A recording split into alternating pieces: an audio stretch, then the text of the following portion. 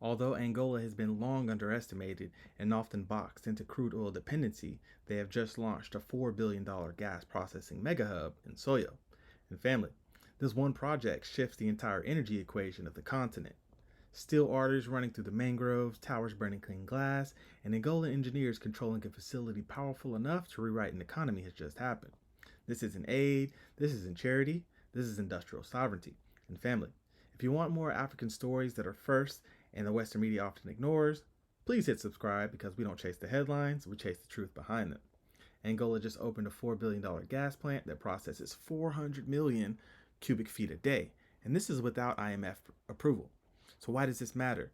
Because Africa's done exporting potential and importing excuses. Tonight, Angola decided to upgrade its entire chapter. Let's check it out.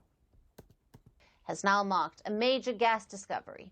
Angola has confirmed a significant offshore gas discovery off the country's coast. The landmark discovery was announced by Angola's National Oil and Gas Agency last week. It follows the drilling of the Gageria 1 well, which is also located in the Lower Congo Basin.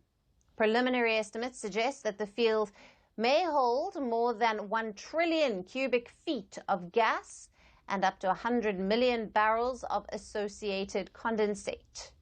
Now, this marks Angola's first dedicated natural gas exploration success, boosting confidence in the basin's potential. Angola has recently been identified by the African Finance Corporation as a rising hub in Africa energy transition. This landmark gas discovery adds further momentum to the country's growing strategic importance in the sector. This discovery builds on a decade-long effort that began with the launch of the Angola LNG plant in Soyo in 2013.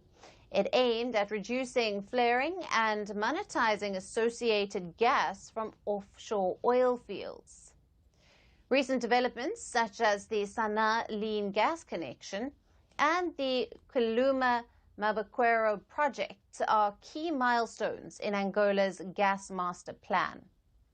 Now, the master plan targets a 25% share of natural gas in the national energy mix by the end of this year. The plan also aims to attract billions in investment, expand domestic power and industrial capacity, and strengthen Angola's role as a regional gas exporter. So, here's the full story. In Soyo, northern Angola, the government has just inaugurated a brand new processing complex built by the Nova Consorcio de Gas, NCG, a partnership between Azul Energy, Sonangol E&P, Chevron, and Total Energies. So this isn't just another oil field. It's Angola's first standalone natural gas project, capable of processing up to 400 million cubic feet per day. So that's enough to power an industry, supply electricity, feed petrochemical plants, and produce fertilizer, as well as fuel LNG exports, all from Angolan soil, all from Angolan strategy. So someone online already typed, does Angola even have the expertise? And my brothers and my sisters, they built a $4 billion industrial complex, right? So you can't even comment about whether they have the capacity to do so. So often when the world hears Angola opens a gas plant, they think more oil dependency, another foreign project, another big announcement with no long-term plan.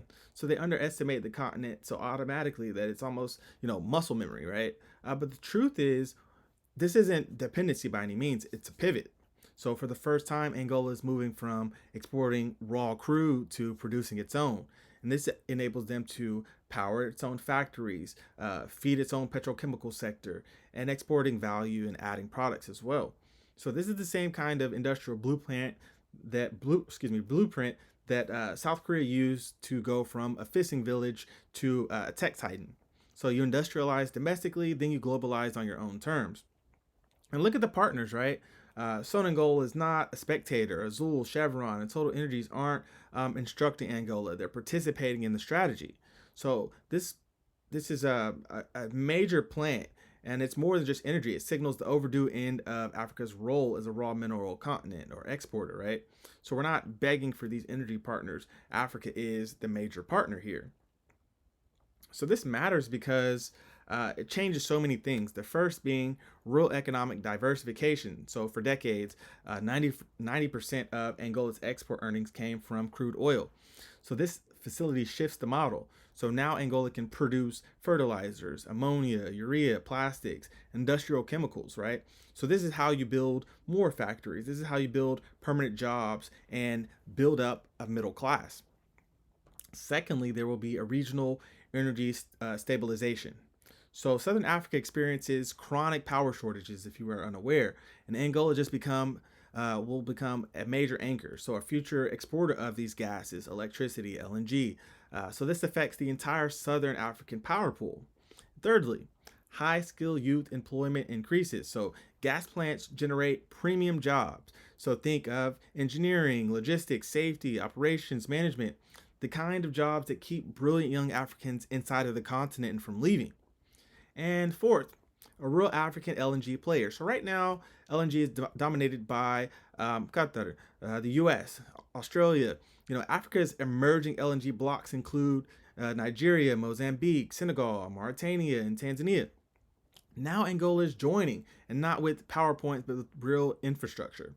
So for the diaspora throughout the world, seeing a continent industrialize itself, right, is a shift in global psychology. So this is not potential, this is production here. So what's next is NCG and the Angolan government have said it clearly. So this is only the beginning. More offshore and onshore gas fields will feed into this plant. There will be a petrochemical surge, fertilizers, plastics, industrial feedstocks, and expanding LNG exports competing with major producers, a regional grid influence. So as Angola sells power to the neighbors, they become stronger continental bargaining powers, controlling the processing, controlling the negotiation. So there'll be various headlines that you'll see soon, possibly, such as Angola opening its first fertilizer mega hub, or Southern Africa emerges as an LNG powerhouse. Of course, Angola will be exporting these petrochemicals across the world, so potential partners are Europe and Asia as well. So if this is a project that is impressive, just wait until you see what's done next in this country, right? So the takeaway is that when a nation stops exporting raw potential and starts exporting finished power, that's the beginning of sovereignty, right? So Africa is not waiting. Africa is building, right? So Mashallah, that's your Africa Insight for today. Please don't forget to like, comment, and subscribe, because I'm Mr. Empower TV. We don't chase the headlines, we chase the truth behind them. I'm Mr. Empower, and I'll see you in the next video. Peace.